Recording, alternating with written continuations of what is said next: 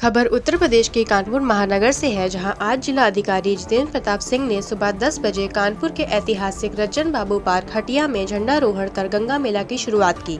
उन्होंने कहा कि गंगा मेला शहर की ऐतिहासिक और सांस्कृतिक परंपरा का महत्वपूर्ण पर्व है, जिसे आपसी भाईचारे और उत्साह के साथ मनाया जाता है।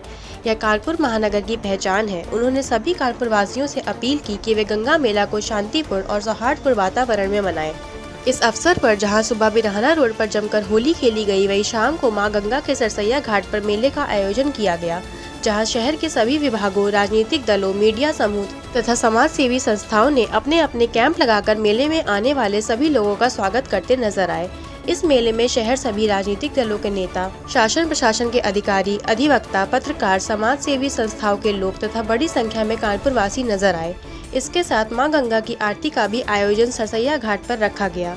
इस मेले में सांसद रमेश अवस्थी, एमएलसी सलिल विश्नोई, विधायक अमिताभ बाजपेयी, विधायक महेश त्रिवेदी, महापौर प्रमिला पांडे, विधायक सुरेंद्र मैथानी, हास्य कलाकार अनु अवस्थी के साथ साथ कई महत्वपूर्ण हस्तियां मौजूद रहीं। देखिए हमारे प्रमुख संवाददाता शिशिर अवस्थी की खास रिपोर्ट। भारतीय डिजिटल में आप सभी का स्वागत है। हमारे साथ महापौर प्रमिला पांडे जी हैं।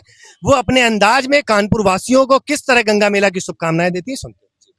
देखिए, पूरे देश में सिर्फ कानपुर एक इकलौता ऐसा शहर है जहां पर 8 दिन होली खेली जाती है और गंगा मेला के बाद समापन है।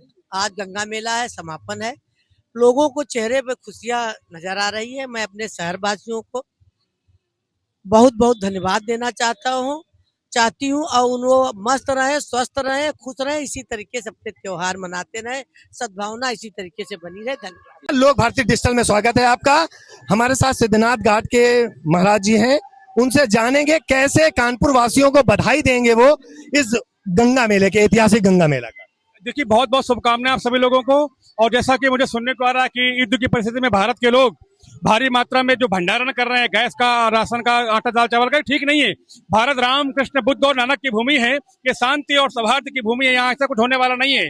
भारत के लोग बड़े सशक्त हैं, मजबूत हैं और बहुत उदार हैं। इसलिए ऐसी कोई शंका यहाँ नहीं है। आप लोग इसकी चिंता नहीं करें। भगवान गंगा और यमुना का पावन देश है, राम कृष्ण का देश है, बुद्ध और नानक का देश है, ऋषभ भगवान का देश है, संतों की भूमि है। यहाँ ऐसा कभी कुछ नहीं होगा। खूब आनंद रखिए, विश्वास रखिए भारत की सरकार पर।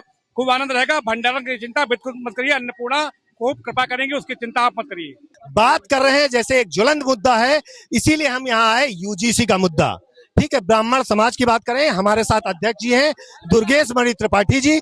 जानेंगे ब्राह्मण समाज की बात करें, वो कैसे ब्राह्मण समाज अपने आप को बचाने की बात कर रहा है, कैसे, क्योंकि देख रहे हैं आप, देश हो हर जगह समाज में ब्राह्मण को नकारा जा रहा है। बड़े वैसे शब्द आए जिनको मैं नहीं बोल सकता हूं। अध्यक्ष जी बताएंगे कि किस तरह ब्राह्मण समाज जो है कैसे नियंत्रण करेगा।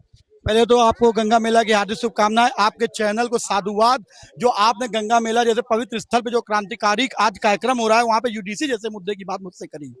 देखिए, ब्राह्मण समाज सदैव से सभी समाज का हित कर रहा है। यूडीसी का मुद्दा केवल ब्राह्मणों के लिए अहित नहीं कर रहा है, वो सभी समाज में विघटन डाल रहा है। ब्राह्मण समाज का वो अंग है जो हर मुद्दे पे सर्वोपरि अपने आप को बलिदान करने के सहज तैयार रखता है। यूडीसी के मुद्दे पे हमें जो भी करना पड़ेगा, तख्त बदल देंगे, ताज बदल देंगे, इन गोरों का राज बदल देंगे। ये नए युग के जो गोरे हैं इनको खत्म कर देंगे।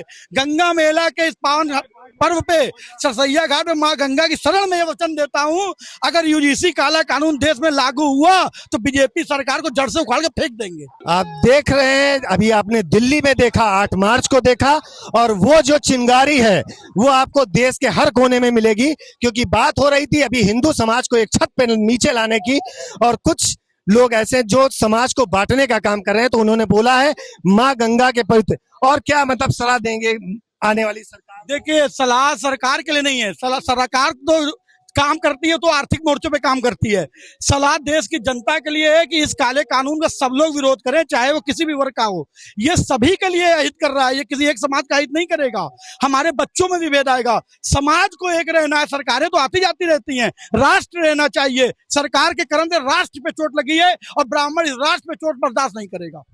तो समाज को जोड़ने की बात कर रहे हैं। हमारे साथ एक महिला भी हैं, उनसे भी जानेंगे क्या विचार है। देखिए, समाज हमारा एक था और एक है और एक ही रहेगा। और जिस तरह की का ये काला कानून आया है, बहुत अच्छा हुआ है कि इन्होंने एक बार फिर से जो सोया हुआ समाज था उसे एक बार फिर से जगा दिया है और समाज ने बहुत आगे बढ़ चढ़ कर ये जवाब दे दिया है कि हम एक हैं। तुम्हारी इन छोटी मोटी जो जिस तरीके की चालें जो सरकार चल रही है उससे हम बिखरने वाले नहीं हैं। तो महिलाओं की बात करें, पुरुषों की बात करें, तो महिला हो, पुरुष हो या पूरा समाज को जोड़ने की बात हो रही है। समाज जो टूट रहा है उसको ब्राह्मण समाज जो है वो जोड़ने की बात कर रही हो। मैं हूं ब्राह्मण महासभा, जो बहुत पुरानी महासभा है, जो हमेशा आगे बढ़ चढ़कर ब्राह्मणों के हित में काम करती है। और गंगा मेला की सभी को उन्होंने शुभकामनाएं दी हैं। शिशिर अवस्थी के साथ लोक भारती डिजिटल से अभय शर्मा, कानपुर।